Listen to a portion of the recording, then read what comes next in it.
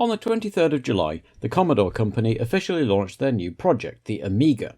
An ambitious entry into the burgeoning personal computer market, the Amiga was one of the first true multimedia home computers, and one whose operating system had the kind of multitasking capabilities that wouldn't be seen for another decade on Windows. Unfortunately for Commodore, a series of manufacturing and marketing problems meant that even by October only 50 units had been built, all for internal use, and they became available in commercial numbers only in November, a bit late for the Christmas rush. In Seoul, the tallest skyscraper outside North America was officially opened. The DLI-63 building had begun construction in 1980 as part of the preparations for the 1988 Olympic Games and was named after its main tenant, Daehan Life Insurance. Although it's no longer even the tallest building in South Korea, it does remain the tallest gold-clad building in the world. Meanwhile, the Formula One world headed to the Eifel Mountains, because for 1985 the German Grand Prix would be held at the Nürburgring for the first time since 1976. The new layout's debut at the European Grand Prix in 1984 had been more or less successful, wet weather had led to underwhelming crowds, and the twisty circuit was regarded as a shadow of its former self, but the organisation had been great and the racing was generally good. Earlier that week at the hospital in Heidelberg, Nelson Piquet's wife Sylvia had given birth to her first child and Nelson's second, who was named after his father, Nelson Angelo Piquet. There were two familiar faces back in the paddock too, with a surprise return for François Hinault. He would be driving a third Renault equipped with an onboard camera, presumably having been approached on the basis of his albeit limited experience of Brabham's experiments with the same system. The camera would relay its footage to the camera helicopter used for aerial shots, piloted by French racing driver Henri Pescarolo. In order to keep the camera lens relatively free of dirt, tear-offs of cling film had been added for Hinault to pull off, though he could only estimate when they might be needed. Further down the pit, the little Ozella team had gratefully accepted some money from Hub Rothengatter to replace the unpaid Ginzani, though rumours suggested that the Tollman team were hoping to be able to run a second car soon, and Ginzani was hot favourite to drive it. The lanky Dutchman had proved in 1984 that he was mostly a fairly safe pair of hands, even if he was never going to really impress in the Spirit Heart. What he was really good at, though, was raising sponsorship money. He'd even taken out full-page, full-colour ads in the Dutch papers targeting Philips and Shell to ask if they fancied having a racing car with their name on the side. Neither was interested, though the Philips firm were amused enough to refund him the cost of placing the ad. Nonetheless, he was able to get together enough from various sources to make it worth Ozella's while. Over at Tyrrell, as promised, Stefan Bellof got to drive the turbo car. Because of a quirk of the FIA rules, they also had to swap race numbers, so Bellof drove car number 3 for the weekend, while Brundle grudgingly moved to the Ford-powered car number 4. Elsewhere, Alfa Romeo now had a second reconditioned 1984 car for Patrese. Ferrari had also reverted to their previous model as they tried to work out what was up with the new front suspension, and Tollman designer Rory Byrne was down with the flu, so chief mechanic Pat Simmons was in charge. Friday was cool and damp, and as the qualifying hour approached in the afternoon, so did the ominous clouds, so everybody went out early to get a good time in before the heavens opened. Senna, who else, set the early pace until Teo Fabi went out and beat the time on the brand new Pirelli qualifying special tyres. Once everyone had picked their jaws off the floor, they went back out to try and beat it, but Prost and Mansell were both having brake trouble, Piquet was in the spare Brabham, and Rosberg was still tinkering with his settings. Senna, cool as a cucumber, waited until the last minute and then went out, only for his engine to decide it was either going to give him all 9,000 revs or nothing at all. He cautiously went round once, came back into the pits, and the Lotus crew set to investigating. It turned out a cheap rubber washer had fallen apart and ended up in the fuel pump. So at the end of Saturday, Teo Fabi and the Tollman boys were all grinning ear to ear, and their grins only got bigger when Saturday dawned, even grimmer, and by the time of qualifying it was chucking it down and nobody was going to go anywhere fast at all. And so Teo Fabi and the Tollman team had their first pole positions, as did Brian Hart's engines and Pirelli's tyres, well, since the 50s anyway. It was quite against the run of results so far, but few begrudged the little team this small success after their torrid season so far. Alongside Fabi, and some 1.2 seconds slower, was Stefan Johansson, with Prost and Rosberg on row 2, then an all-Brazilian row 3 with Senna 5th ahead of Piquet, then De Angelis, Alboreto and Patrese, whose old Alfa seemed to be running much better than the new one. Mansell was 10th, Lauda 12th, Bellof 19th in the Tyrrell Renault, lining up alongside a disgruntled Derek Warwick in the works car with a newer version of the engine.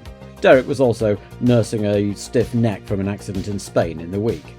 Eno was 23rd in the third Renault, Rothengatter was 25th and Brundle 26th. Pierluigi Martini hadn't actually made it out at all on Friday, so his best time was from Saturday, some 23 seconds off the pace, and he would have been left out for the race, but the powers that be agreed that as Eno's car was largely a technical experiment, not a serious competitor, they would allow all 27 cars to start. Sunday was dry but cold and overcast, and rain looked imminent as the cars lined up on the grid and set off for the parade lap, the relatively inexperienced Fabi and Johansson leading the more seasoned racers behind them. During the warm-up lap, the first live onboard pictures were finally broadcast as Eno weaved the number 14 Renault side to side to get some heat into his tyres. Fabi, meanwhile, had got a bit too far ahead of the rest, and despite slowing right down as he approached the grid, he was sat for some time while everyone else lined up. When the lights went green, Fabi's clutch slipped and he was quickly swamped as Senna, Johansson and Rosberg charged for the first corner 3 abreast. Ayrton made it first, while Alboreto had to throw out the anchors to avoid fully T-boning his teammate. The resulting wheel banging gave Stefan a puncture, though, and slowed him up, allowing Alboreto through, followed by De Angelis, as the unlucky Swede limped back to the pits for new boots. Unseen, the two Ligiers had also come together in midfield, and De Cesaris had come off worst and retired. Up front, Senna and Rosberg were pulling quickly away, just like at Silverstone 2 weeks earlier. Unlike 2 weeks earlier, Rosberg blasted straight past on lap 1 and led Senna, with Alboreto, De Angelis and Prost in pursuit. Rosberg was already pulling out a lead over Senna, and the top 5 were also starting to leave 6th place Piquet rapidly behind, with Mansell nipping at the Brabham's rear wing too. Further back, Eno's camera car was behind a dice between Martini and Palmer. The pictures were still a little unreliable, and the camera was picking up some dirt and oil thrown up by the Zack Speed in front, but Eno completed a perfectly fine passing manoeuvre on Palmer and began to bear down on Martini. With that little bit of excitement done, after 6 laps, Rosberg led Senna by 1.8 seconds, with Alboreto, De Angelis and Prost in a little group about 4 seconds behind. Then Mansell, who'd got past Piquet and was another 4 seconds behind the McLaren in 6th place. Palmer's Zack Speed expired with a faulty alternator on lap 8, presaging a sudden flurry of retirements the following lap, with both Rams expiring and parking up next to each other, Winkelhock with an engine failure and Alio with a sudden lack of oil pressure, followed by Patresi's Alpha, and, most disappointingly, Eno's camera car with a clutch failure. Still, it had been a successful experiment and proof of concept. While all that was going on, Rosberg had caught up to Martini, and Senna had caught up to Rosberg, almost getting by as the leader sized up the Minardi, which smartly got out of the way as the pair came through. A few corners later, on lap 15, Senna got past at the Dunlop Curva, as Rosberg elected not to fight the place, Ayrton acknowledging with a little wave. Behind them, Alboreto was still in 3rd and clearly holding up De Angelis and Prost and emitting the odd puff of blue smoke. Patrick Tambay spun into the tyre barriers on lap 19, by which time Sura was already out, and Piquet completed the afternoon's work for Brabham when his turbo gave out on lap 23, and put the fire out himself as the marshal fumbled with the extinguisher, followed 2 laps later by Warwick, whose spark plugs had stopped sparking. And then on lap 27, it was Senna, cruising with an arm held up as the rest flew past. The CV joint had broken, and his race was run.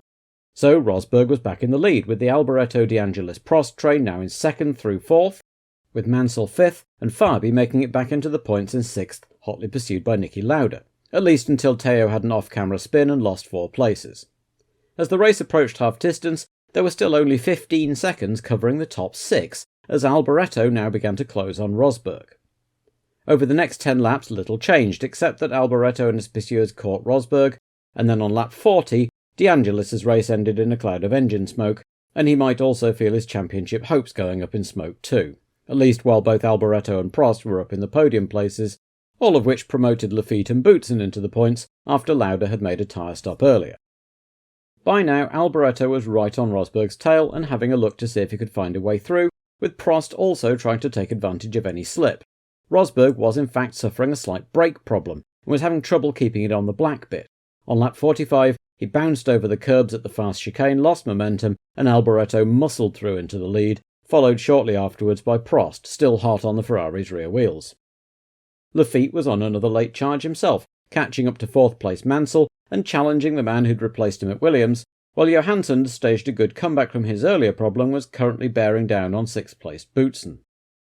Rosberg was dropping rapidly back, still plagued by brake problems, and soon had the Mansell-Lafitte scrap in his mirrors with 10 laps to go. By now, almost everyone had some kind of problem. Alboreto's Ferrari was still emitting puffs of oil smoke, Rosberg came into tyres to see if he could hang on to a couple of points at least, rejoining 5th, while Prost was having brake issues of his own, which led to a spin that lost him no places but a lot of time.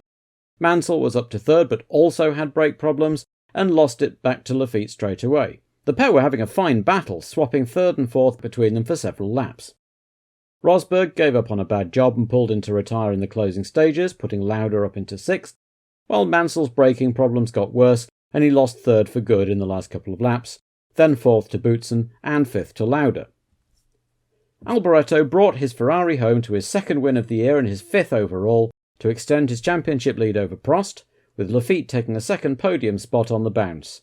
Boutsen a fine 4th, Lauda 5th, and Mansell just hanging on for 6th place, with Berger, Beloff, Johansson, who blew his engine just as he crossed the line, and Brundle the last runners, though Martini and Rosberg had gone far enough to be classified too.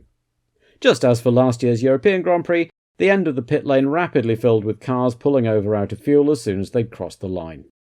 It had been a decent day for German engines, with 2 Porsche-built tags and 2 BMWs in the top 7, and 1 West German and 2 Austrian drivers in the top 8, but the happiest man at the track was undoubtedly Michele Alboreto, who now led Alain Prost by 7 points, while De Angelis looked increasingly out of touch in 3rd.